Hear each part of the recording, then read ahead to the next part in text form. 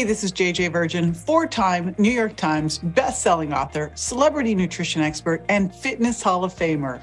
I've been on a lifelong quest for answers to the toughest health questions, and now I'm sharing what I found with you. Welcome to Ask the Health Expert. Each week I answer big questions directly from the folks in my community, and chances are they're topics you've been wondering about too. If you'd like to submit a question for me to answer on a future episode, send it to jjvirgin.com/question.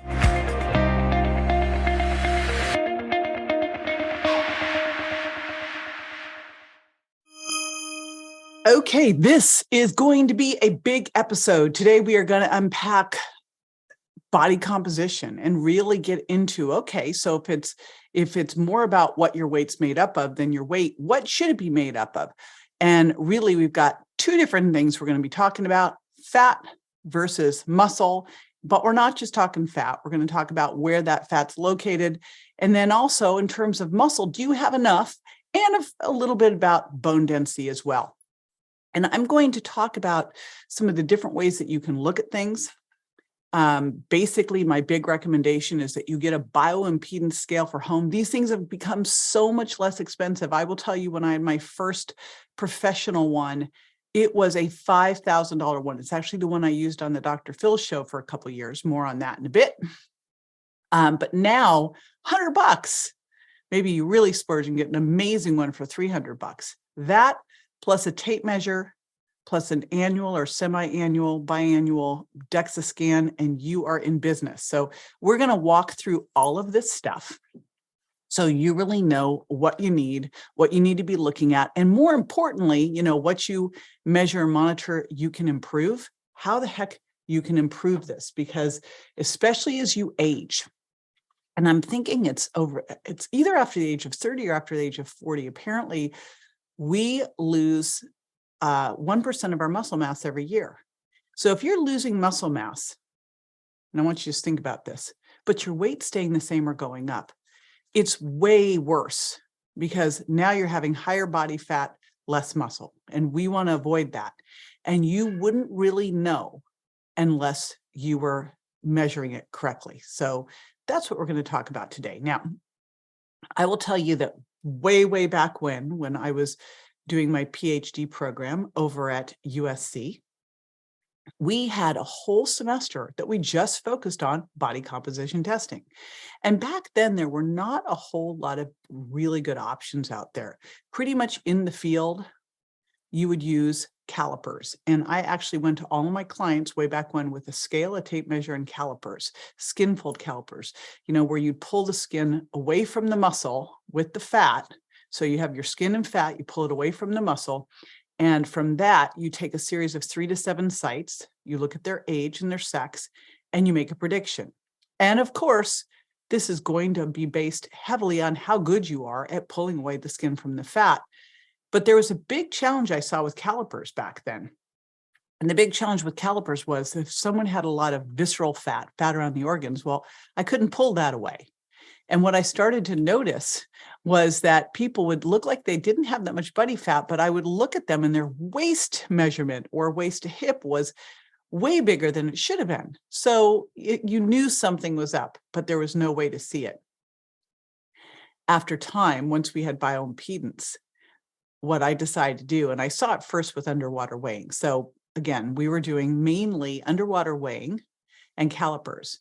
And what I decided to do was realize that the disparity between the body composition measures, because there's always some disparity, and I'll tell you why, but when you account for that, if there was still a lot of disparity, meaning that everything that the calipers rated you lower than, say, DEXA or bioimpedance or hydrostatic weighing, that would tell me that you had more visceral fat. Fortunately, now we don't have to worry about that because there's plenty of ways to see it. The other thing that I really couldn't stand back then is we had to go do the dunk tank so many times. It was awful. And what you would have to do is blow all your air out and hold it. And you'd sit under the water on a scale and you couldn't move. And your measurement would really depend on how well you got all the air out And if you were dehydrated or overhydrated, that would impact the results. So there was a lot of error in that. Now, thankfully, we have much better options nowadays. The first option that became very, at the time I first started using it, bioimpedance, it was way more expensive. They were more professional grade scales. I was using one on the Dr. Phil show, and my first one didn't do this, but my second one was segmental, which was super cool. And what would happen was I could tell where not just what on your body was fat versus fat-free mass, more on that in a moment, but I could also tell where it was located. So I could see if your muscle mass in your arms was even, if your right arm equaled your left, if your left leg equaled your right leg. But I also could see truncal fat, and something that we specifically called android fat or visceral adiposity. Android fat is not all visceral adiposity, would have some extra stuff, but what we're really looking at is that visceral adiposity. That's that fat that surrounds your organs. That is the really dangerous fat. So bioimpedance works basically because it sends an impedance wave through your body, and fat is going to put up a resistance to it. And the amount of resistance is how it predicts body fat. Now, it's really based on your total body water. So if you are hydrated, overhydrated, or underhydrated, your results will look different.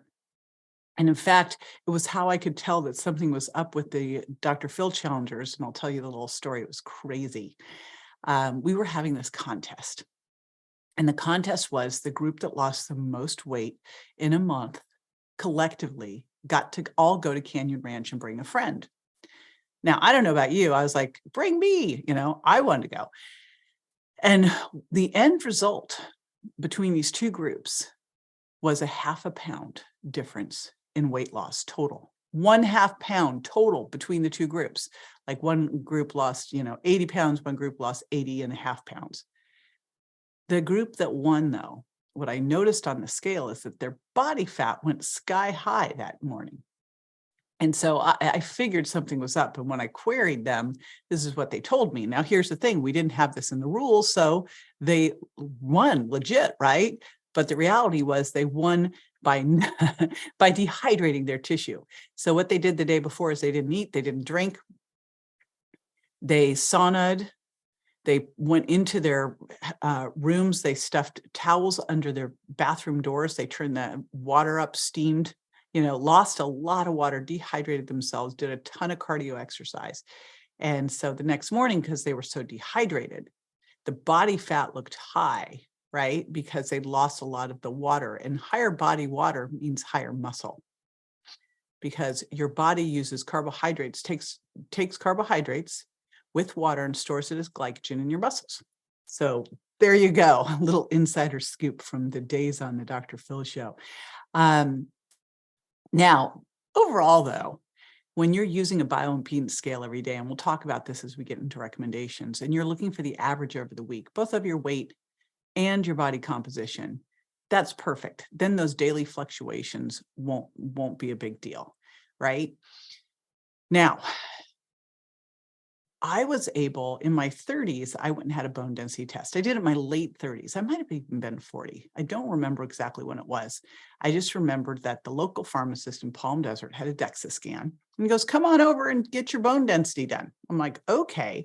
And I wanted to do this because in my early 20s, I was put on a medication called Lupron that makes your body go into early menopause. Now, you come out of it, but it mimics that. And so I was always concerned about my bone density. And I've always done things to really load my spine and my hips. So I got to do this DEXA.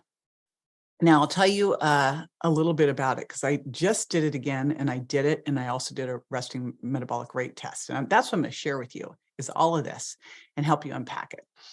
So a bone density test is, or a DEXA scan, what that stands for is dual energy X-ray absorptiometry.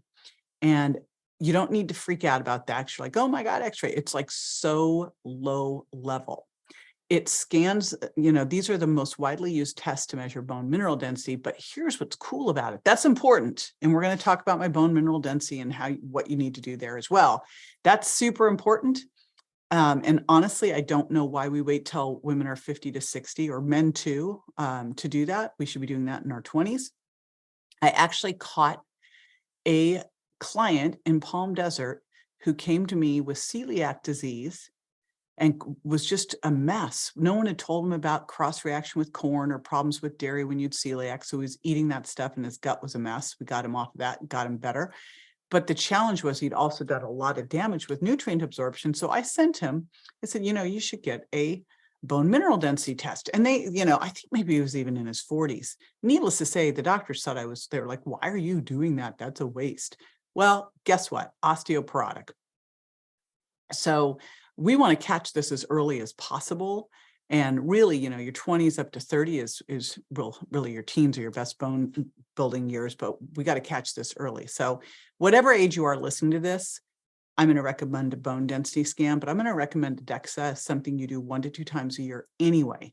And because of being able to get the gold standard for your body composition, because that's what we're really going to look at here. It's going to tell your body how much is fat and muscle, and where that fat comes from. Is it visceral around your organs? Because that is really the scary stuff. Or is it subcutaneous? You might not like it, but that's not the dangerous stuff. So again, we're going to go through the different ways that you can assess your body composition: a tape measure, a bioimpedance scale, a DEXA, and also I'm going to talk a little bit at the end about resting metabolic rate. And then we're going to talk about what you should be doing on an ongoing basis. And by the way, yes, this is going to be a lot of numbers. I'm warning you. It's a lot of numbers, but these are really, really important numbers. So stick with me. We will have show notes. You can get all the information. And then we're going to talk about what you should be doing every day and every week so that you just do this, because what you measure and monitor, you can improve. And I know there's a whole lot of hoo-ha right now about getting on a scale. We have got to look at a scale like we'd look at a DEXA body scan, like we'd look at a tape measure, like we'd look at a blood pressure cuff or a continuous glucose monitor. It is a biometric tool to give you information, to tell you what you need to focus on. And for so many people, it's actually not losing weight. It's holding on to or building muscle first as the most important thing that you can do. Or finding out that you've got high visceral fat and that you need to make some changes to fix that.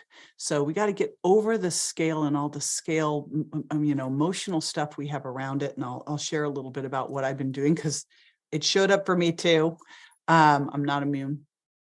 And we just got to get over that and start to really focus on the metrics that matter. Bone density, where that fat's located, is it visceral fat, and your skeletal muscle. So first thing we're going to do is start with the tape measure. Tape measure, what costs under $10. Now, the type of tape measure that I want you to get is a little bit wider, right? And what I want you to do here, you're going to be measuring 3 things. Number 1, measure your height. And you might think you know your height, but if you've not measured your height since you were 20, it's changed. So measure your height, measure your hips. The way you measure your hips is you put your feet together and you measure around your hips at the widest point. And then you measure your waist, and that's right around the belly button. And don't suck in, okay? And do not pull the tape measure tight. The tape measure should not have any slack in it, but don't yank it, right? I can't tell you how many men, when I was seeing clients, would tell me their waist measurement, and then I do their waist measurement. And generally, I found that their waist measurement was 2 inches bigger than what they told me their waist measurement was, because they were used to putting on pants, yanking the belt tight, and then their stomach would come over it. So again, that's not what we're doing here. We are having a reality check, because when we have this information, we can take the right action about it. Okay. Now, one of the things I really love, we're going to talk 2 different ratios: the waist to hip and the waist to height. And the reason I'm looking at these is this is one of the easy ways to tell if your visceral fat is improving, right? Because people hate that belly fat, but it's the deep internal fat around the belly that's really the problem. Like if you've got, and I used to have a client like this that I just love, this Italian woman. And I remember I would do her skin folds around her belly, and they were I could barely pull him, but it was like she had a big potato. I always called it like that potato on stilts. That is a very metabolically unhealthy body where you've got thin arms and legs and this big trunk. And that's what she had. She had thin arms and legs. She didn't have a whole lot of body fat on her arms and legs. You couldn't get to her body fat, because her stomach was pushed so hard against because she had so much visceral fat. And so that's what we want to pay attention to, is that waist to hip and waist to height ratio. So on a waist to hip ratio, and we'll have all these statistics for you, what you want to do is waist to hip for a woman ideally should be somewhere 0.8 or lower. And that's for a low health risk. And for men, 0.95 or lower. Okay. High health risk for a man, by the way, is 1 or higher. So if your waist and hip are the same, your health risks are high. And for a woman, it's 0.86 or higher. Now, other one we're going to look at is waist to height. So waist to height is obvious, right? So what you want to do here is you want to have a waist to height ratio that's somewhere in the 0.4 to 0.49. That is a good one. Anything at 0.5 to 0.59, increased risk, and 0.6, high risk. There you go. So we'll also have a link to that as well. So it's super easy to do. Let's just briefly touch on BMI. It makes me irritated. And I guess I'll never forget in high school. So I will tell you that I have been athletic my whole life. Not an athlete. I was never that great at anything, sadly. I look like I should be this really great athlete because I'm so tall. I'm 6 feet tall. And coaches, when I would come into school for the first time, were like, salivating. And then and then they're like, oh, forget it. I played volleyball, I played basketball, not good. I ran track, not good. I mean, just average, right? But I always did all of these things. I did gymnastics. I lifted weights with the football team. So I've always been super active. I really gravitated towards much more of the strength stuff. Like I liked more of the sprinting and the resistance training and gymnastics. I loved gymnastics and acrobatics. And so because of that, I was always heavier than all the other girls. I had a lot more muscle mass on me. And I'm more of a mesomorph by nature. A mesomorph is a more muscular body type. There's also ectomorphs, the thinners, and the endomorphs, the kind of, I call it chubbier or fluffier. And I remember when I met my birth mom at 25, same body type as me, easy to put on muscle, very mesomorphic.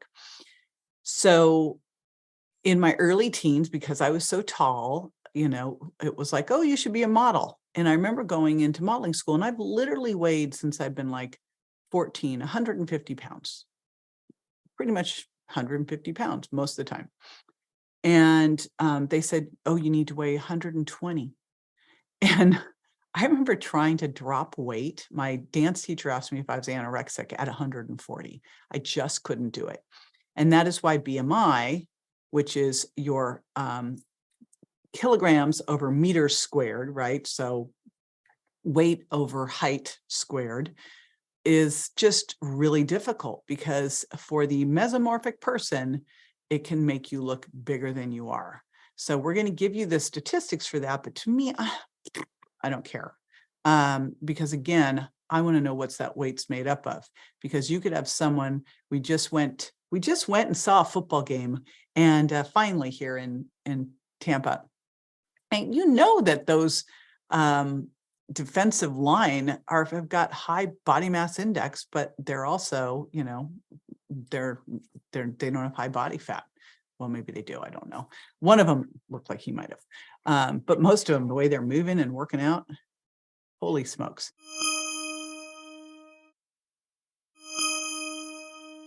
So what we're going to look at instead is we are going to look at weight, but we want to look at what weight's made up of. And honestly, the easiest way for you to do this on a regular basis is with a bioimpedance scale. And I already told you how it works.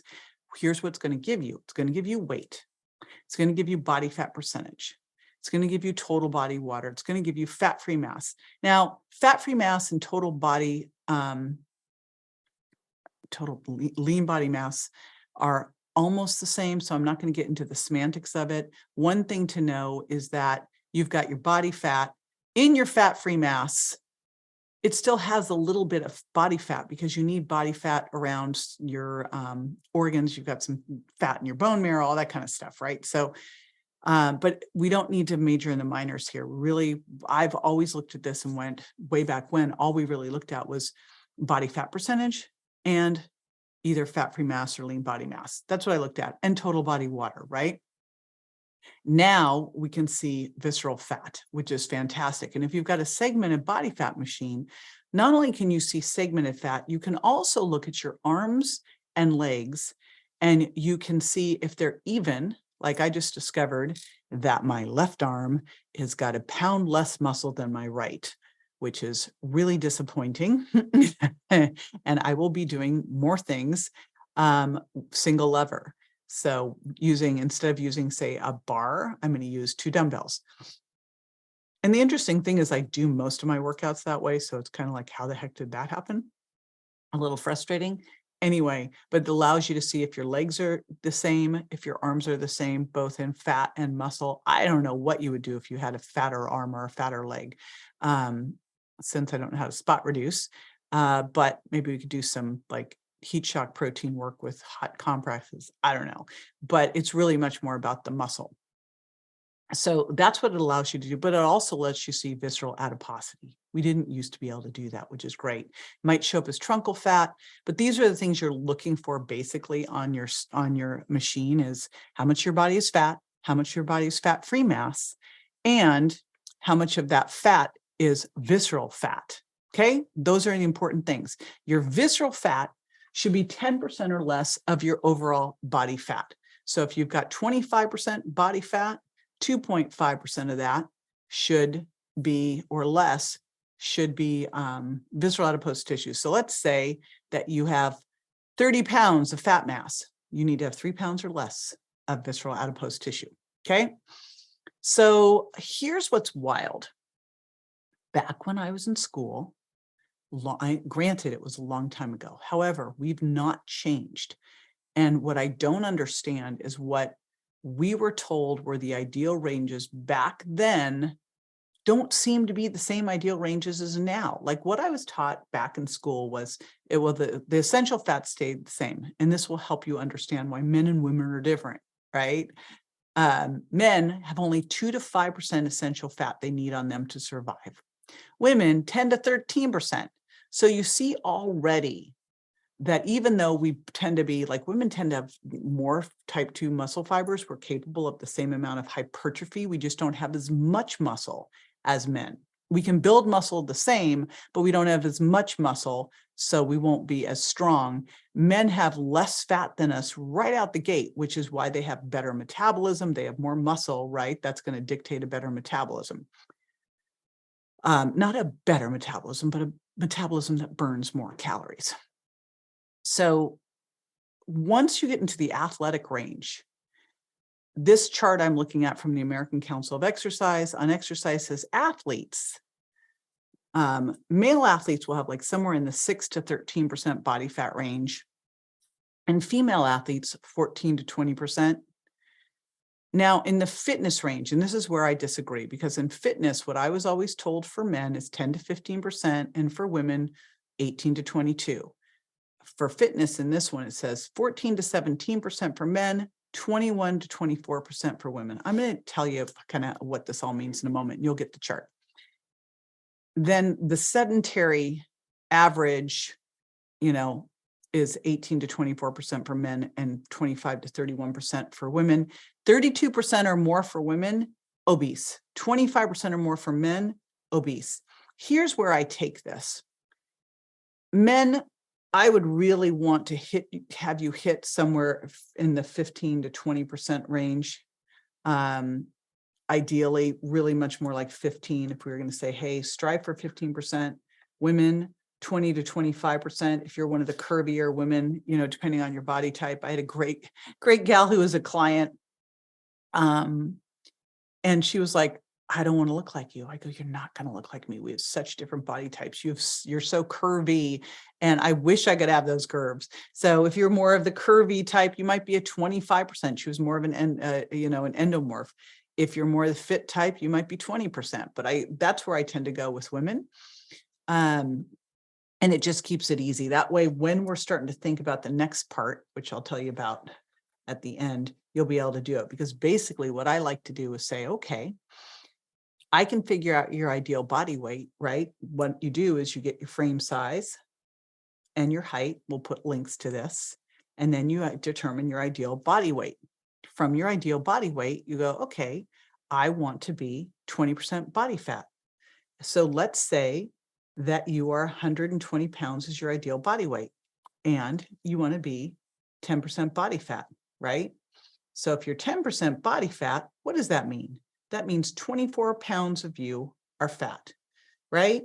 So if 24 pounds of you are fat, 96 pounds of you would be fat-free mass. Now, when we get on the bioimpedance scale, we can go, okay, let's say that you're 130 pounds, but you only have 90 pounds of fat-free mass. My first focus with you would be, let's get that fat-free mass up, because if we get your fat-free mass up, you'll be more insulin sensitive, your metabolism will burn more calories, it'll act like metabolic spanks, hold everything in tighter, right? And it'll naturally help you start to lose that fat. Then when we get your fat-free mass up to where it is, we can start to go, okay, we can start to work on the other, but a lot of it will have been taken care of just by focusing on building muscle. See how we can use the scale in such a more sane way? It's so cool. Okay, let's talk DEXA. And here's what you get from the DEXA. And I have been digging through, I've been listening to DEXA podcasts. I'm showing my inner nerd showing, I have been going through all my DEXA scans. I wish I had my DEXA scan from way back when, but I remember the number and I remember my weight. So there. So DEXA is going to give you your body fat. It's going to tell you where that fat is. You think you know, trust me, but it's not where you think it is.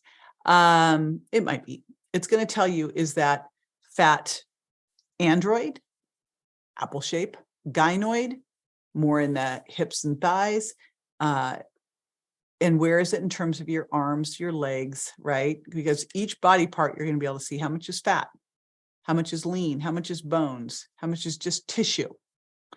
So you'll also, again, be able to compare your arms and legs, rights and left sides. You'll be able to see what's going on with your trunk. Oddly enough, my right side of my trunk and my left side of my trunk had this big disparity. I'm like, what the heck is that? They go, oh, it's just probably your organs. I go, okay, because I'm like, I don't know really how to fix that. It'll give you your total body fat percentage, body fat in each area. And again, that android gynoid. You also get this other rating called the appendicular skeletal muscle index, or relative skeletal muscle index, which we will talk about. And you'll get a predicted resting metabolic rate. Okay, which you can also get that predicted resting metabolic rate from the bioimpedance machine. I'll show you why it's not going to be quite accurate unless you really have it done. So if you want to totally geek out, you can do that too. So remember, when you're looking at total body fat, you're going to get subcutaneous and then visceral around the organs. So one of the first things you're going to get from a DEXA, and I will tell you, here's what I'm going to tell you about this. I genetically have low body fat. In fact, in order for me to kind of stay in a reasonable zone of everything, I have to stay pretty lean. But I naturally do. I mean, I don't naturally do. I work my butt off, let's be honest, with my workout program. More on that on a whole separate podcast where I will tell you exactly what I do for workouts. If you want, let me know if you'd love to hear about that. But literally, when I had my DEXA done in my late 30s, I remember it was 13% body fat. And my weight was probably around 152. And I remember like my trunk was super lean. And at the time I was like, I've always felt like my trunk's my part I don't like. And it was funny because I was like, it's super lean. Okay, I got to get over myself. And what's interesting is I just did it again at 59. And it's 14.2% body fat, and my trunk is super lean. So it is interesting because what I'm working on is putting on as much muscle as possible right now, because I'm heading into the zone. I'm sliding into the years where it's harder and harder to put on muscle, although I haven't really hit that yet. I seem to be totally fine. And I'll tell you what just happened. So I'm really monitoring this now. And I'm also monitoring my husband, who just had his body composition over the last year change and his hormones change. So we were able to nip that in the bud. And as we go through his process, I'll probably share about his too, because he's cool with it. Anyway, one of the reasons I wanted to go in and do the DEXA was I decided that I was going to really up my workouts, and I was going to work on putting on a couple pounds of muscle mass. My weight was sitting around 148 to 150. And I thought, I would like to put on 2 to 5 pounds of muscle. And I knew that could take me, it could take 3 to 6 months. It takes a while, but I figured I could put on a pound or two of muscle in a month or two. Anyway, it has been 3 months and my weight is now sitting at about 153, put on 3 pounds of muscle, because I was looking at my body composition on my bioimpedance scale, and there it was sitting more around 15% at 152. So I put on muscle, dropped body fat, right? I didn't necessarily drop body fat, but when I added muscle, the body fat percentage improved. Now, I will tell you, I have a crazy low body fat percentage and a lot of muscle for a female, especially at 59 years old, 59 and a half to be exact. That's just crazy. However, I've also been lifting weights and working out since I was a little kid. And I started lifting weights in high school before it was cool to do it, before there were gyms, right? So this has been a long, long time where I've really never not worked out. Even when I had my hip and knee surgeries because of old injuries, I still would work out. I remember driving to the hospital after I had a meniscus repair. Literally driving from the hospital to the gym. I did this, I kid you not, with my left foot on the gas and brake, and because my right leg was the one that was repaired, going on crutches to the gym floor, finding the Schwinn Aerodyne where I could put one leg up and use my arm and my leg to do intervals, and then hopping around to weights to lift weights. I really did that. So I've literally always been consistent with this stuff. But over the last couple of years, 5 probably, I've been in a bit of an exercise rut, except for the hot yoga, which I'm really pleased with myself about. Although 2 summers ago, I went and did a DEXA, and same thing. No, I did an in-body scan, same thing, 14% body fat. So I decided it was time to really up the weights. And one of the things that I changed was I'd been doing fasted workouts. And I've been really monitoring my protein intake and making sure as I was going into this building phase, I was going to get a gram per pound of ideal body weight. So I was going for 150 grams a day, starting out with 50 to 60 grams because that bumper meal is so key critical, that first meal. So, and 50 is really my benchmark there. So I found that when I ate and then went to the gym an hour or so after that, my workouts went up 30, I kid you not, this is a ton, 30%, 30%. And I've been working out forever. You don't usually get much in the way of gains, but all of a sudden, the difference between me going in, having had some food versus not, unbelievable. I mean, so I kind of went, well, that's that. Like, the most important thing with your workout is the quality of your workout, right?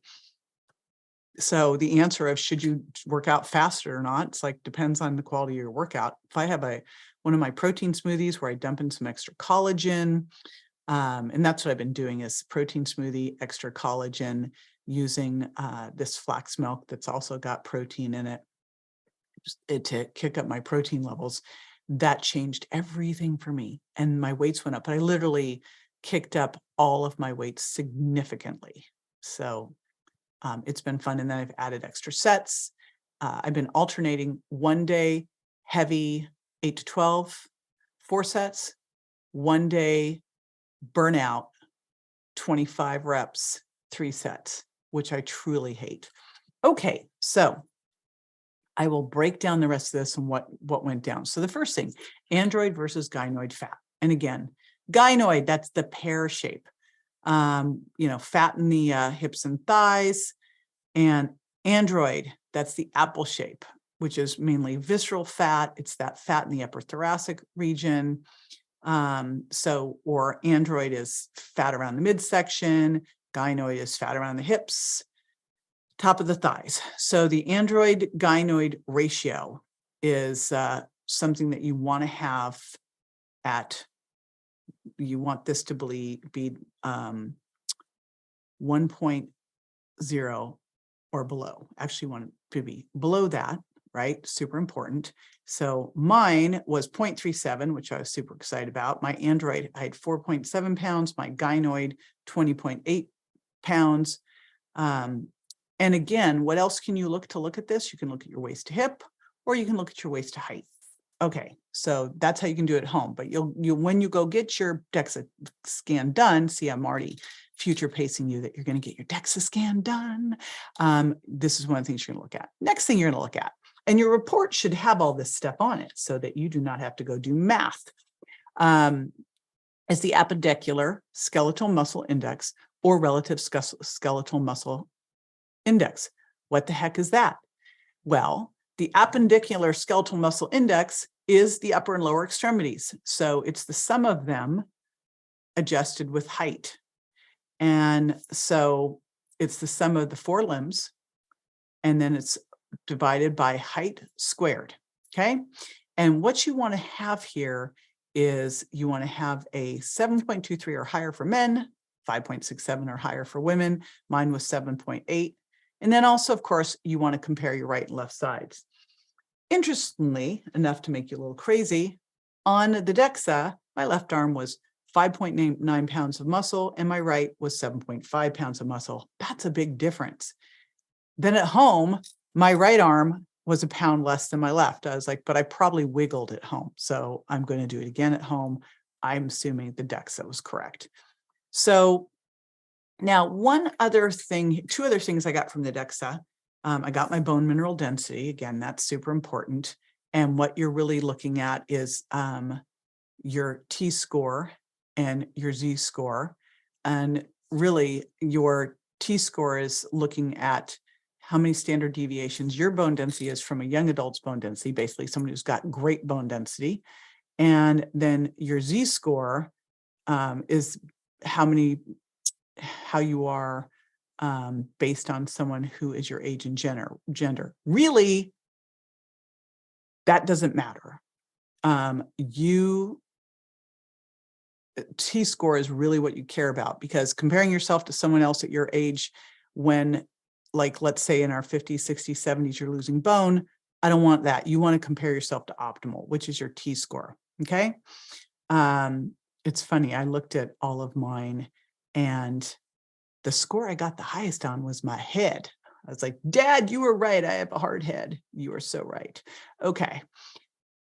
So the final thing that you can get from this, but I also did something different to find it out, is resting metabolic rate. Now, how often do you hear? I know one of the biggest questions I get is, how do I boost my metabolism? I get asked it all the time.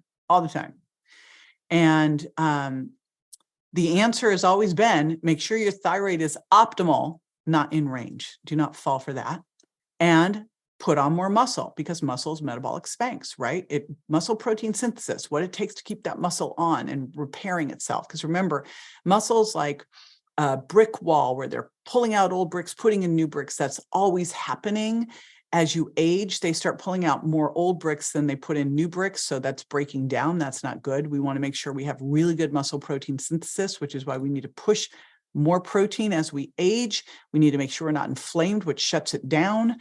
And we want to make sure that we don't have anabolic resistance. So weight training helps overcome that. Super important. But resting metabolic rate is going to be based on on the bioimpedance scale, be based on your muscle. So on the DEXA, I got rated at that I have 1,596 calories, basically 1,600 calories at rest. Now, what does that mean? That means that at rest, when I'm not doing a thing, if I was just sitting around all day long doing nothing, that I burned 1,600 calories. Now, the minute you start to do anything, like one of the big ways that people can expend a lot of calories is something called non-exercise activity thermogenesis. Problem is you can't force that. That's kind of a genetic thing. Do you fidget or not? And what they found is lean people, when they overeat, tend to fidget more to get back to homeostasis. And lean people in general tend to be bigger fidgeters. There's just the activities, daily living, going up and down the stairs, digestion. And that's why I love protein. It's more thermic than the other ones. Now it's going to make a big difference, but it makes a difference. Everything counts. And then of course, exercise. And people always think exercise is one of the most modifiable ones that you can do. But the reality is the big modifiable is put more muscle on, make sure your thyroid's working well, do exercise that causes more caloric burn post-exercise because of the recovery, like HIIT and resistance training, hot yoga where your body has to go cool itself down after that craziness. So all of that stuff. Now, I did another form of resting metabolic rate, which is called an indirect calorimeter, a very unpleasant thing where you stick a plug on your nose, a tube in your mouth, and you sit very comfortably. You can't have eaten or drank or done anything for the last 6 hours. So we came in fasted from, we hadn't eaten since 6 or 7 o'clock the day before, and this was now 7 in the morning. Maybe it was 8 in the morning, and it's the computer is capturing and analyzing the composition of your breath, determining your oxygen consumption, which then measures the rate at which you consume energy. Now, this one measured me at 1699. So I was 100 calories higher on the machine than I was on the DEXA. So, which on the slow to fast, how does your metabolism compare to someone of sex, age, height, and weight? My metabolic rate was considered fast, but again, and by 24% faster than someone at my height and weight. But again, that's because of the muscle that I have on my frame. That is what makes the difference. Super duper important. So I hope I've made enough of a case of why we want to focus on your muscle. Okay. Now, one more thing, just to why I want to focus on muscle. And really, when you think about it, I was in the doctoral program at USC, and it was exercise, nutrition, and aging. So big gerontology focus. And I saw people, these master athletes in their 90s. And one of the things that they showed us is that you could get stronger as you age, but you couldn't necessarily put on muscle. And you want both things. You want the function of the strong muscle, but you also want the protection of the muscle size, right? That protects you against the fall. So does the strength, protects you to catch yourself against the fall, because one of the big risk factors for morbidity, 65 and plus, is falling. In fact, I saw one somewhere saying it was the leading cause of death, but then I heard it on a podcast. I'm like, that couldn't be, and then I Googled more. It was like, no, heart disease still reigns supreme, but this is accidental. This is a major problem that doesn't have to be. So here's the big takeaways. Here's what we do next, okay? Figure out ideal body weight based on your height and frame. Figure out how much fat-free mass you should have. And think, if you're a man, you should have 80% of your body should be fat-free mass. If you're a woman, let's say 80 to 85%, ideally, I'd rather see more like 85%. If you're a woman, 75 to 80%. Now, if you're overweight, but you're under muscled, you're low fat-free mass relative to that number you just figured out, you got to put muscle on. Focus on building muscle. In fact, if you're underweight or you're normal, but you're under fat-free mass, put that on. That should be your big, big, big focus. Protein, resistance training, right? If you're overweight, but your fat-free mass is great, then we can focus on holding on to that while you lose fat. And remember, if you're putting on muscle, you'll put a little bit of fat on. If you're losing fat, you're going to lose a little bit of muscle. But if you do it correctly, you can put on muscle with minimal fat gain. You can lose fat with minimal muscle gain. You still will have some, but you can really minimize that. You want to track your bioimpedance daily and take an average of it over the week, okay? If you see a whole weird thing, remember, when I see big shifts, I go, what did I eat that did not work for my body, right? Or something like maybe you had a bunch of sodium, or you ate a food you were intolerant to, or maybe you did something that dehydrated you. So average it over the week, measurements weekly, waist and hip, and DEXA 1 to 2 times a year. There you go. And remember, what you monitor and measure, you can improve. And this, improving your fat-free mass as we age, is like the key to everything. There you go. All right. If you loved this, let me know. If you've got questions for me, by the way, I'm back doing my questions and answers. So you can submit them at jjvirgin.com/question. And I would love to answer it. Any other questions about this, comments, etc., I'd love to hear about it on social. And if you love the show, subscribe so you never miss a beat at subscribe2jj.com. Okay, see you next time. This is JJ with Ask the Health Expert. I answer your questions weekly, plus I interview the top experts in health and wellness. So make sure you never miss a show by going to subscribe2jj.com. Yep, it's that easy. I'll see you next time.